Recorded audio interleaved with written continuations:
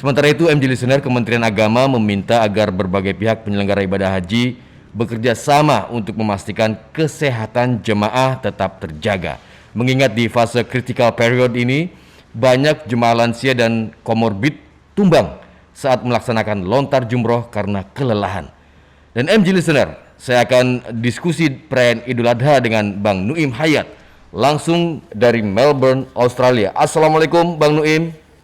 Waalaikumsalam warahmatullahi wabarakatuh. Taqabbalallah minna wa minkum taqabbal ya karim. Selamat Hari Raya Haji.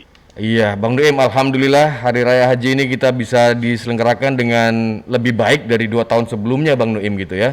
Karena tentu saja masih ada pandemi. Kalau perayaan Idul Adha di Melbourne, Australia sendiri seperti apa, Bang Nuim?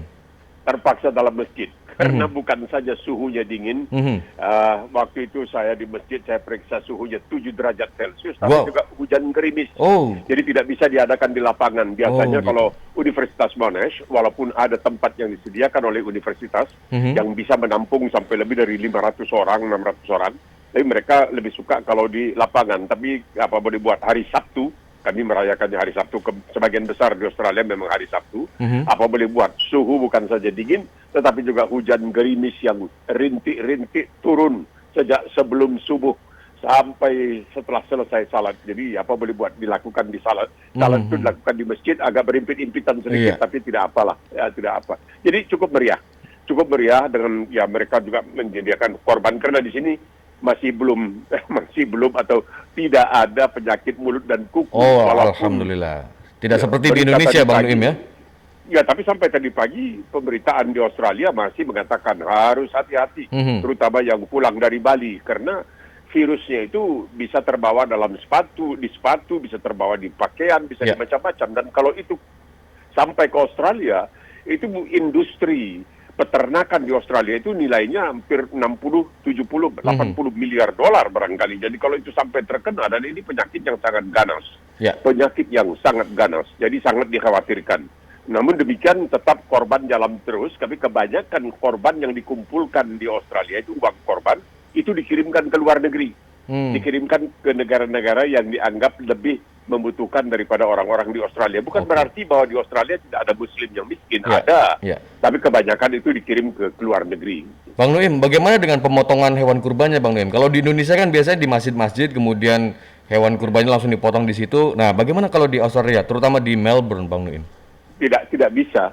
Jadi di sini karena ada ketentuan yang disebutkan sebagai kebersihan. Itu sangat penting. Jadi itu disembelih di abattoir, di tempat penjagalan, tempat penyembelihan ternak ya. Jadi saya melihat memang apa yang mereka lakukan, biarpun sekiranya bukan secara Islami, itu penyembelihan ternak itu persis seperti yang diajarkan di dalam Islam. Begini, kalau kita pergi melihat ke penjagalan, tempat pemotongan hewan, rumah pemotongan hewan, maka kita akan melihat ada satu sapi misalnya khusus yang sudah terlatih. Itu sapi nanti disebut sebagai pengkhianat, Judas. Pengkhianat ya. Judas ini dipercaya dalam agama Kristen orang yang mengkhianati Nabi Isa alaihissalam. Nah ini Judas ini, dia nanti membawa itu, dia pandai, dia menggiring sapi yang tidak tahu menau masuk ke dalam tempat sampai ke abattoir, sampai di tempat penyembelihan. Begitu sampai di tempat penyembelihan, sapi tadi lalu dipingsankan. Dengan sebuah alat kecil dipingsankan, langsung kaki belakangnya diangkat ke atas dan disembelih. Darahnya mengalir, kemudian darahnya dijadikan sebagai pupuk ya. Tapi kalau sekiranya ketika dilakukan usaha pemingsanan untuk memingsankan sapi tadi mati, artinya darahnya tidak mengalir, itu tidak dibolehkan makan untuk manusia. Itu nanti dagingnya dipakai untuk makanan anjing atau makanan kucing. Tidak boleh oleh manusia. Dan sapi yang sebelum disembelih itu biasanya diguyur dengan air hangat supaya dia agak rileks gitu. Kalau rileks, jadi katanya dagingnya lebih lembut. Nah, itulah kepercayaan orang di Australia. Jadi yang dilakukan itu waktu saya berkunjung pertama kali, saya bilang, ini sama saja dengan ajaran Islam, cuman ya kita Bismillah Allahu Akbar, sembelih. Mereka sembelih langsung begitu dengan alat yang kelihatannya macam sabit, tajam sekali, ya langsung. Tapi kalau sapinya mati ketika dipingsankan, maka dagingnya tidak boleh dimakan karena darahnya tidak mengalir.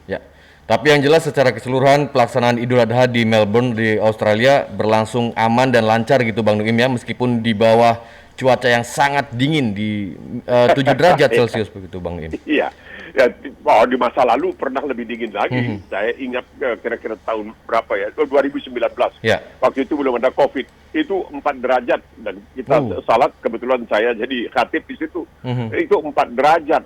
Luar biasa dinginnya, tapi karena banyak orang di dalam tempat itu jadi terasa hangat ya. Hangat dan kena pakai penjangan. Iya.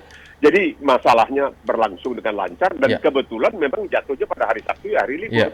Kalaupun tidak, biasanya tetap penuh. Tetap orang mengambil cuti pada hari, misalnya kalau hari Senin, Selasa, Rabu, kan orang bisa mengambil cuti dan minta izin untuk melaksanakan salat Idul Adha atau Idul Fitri.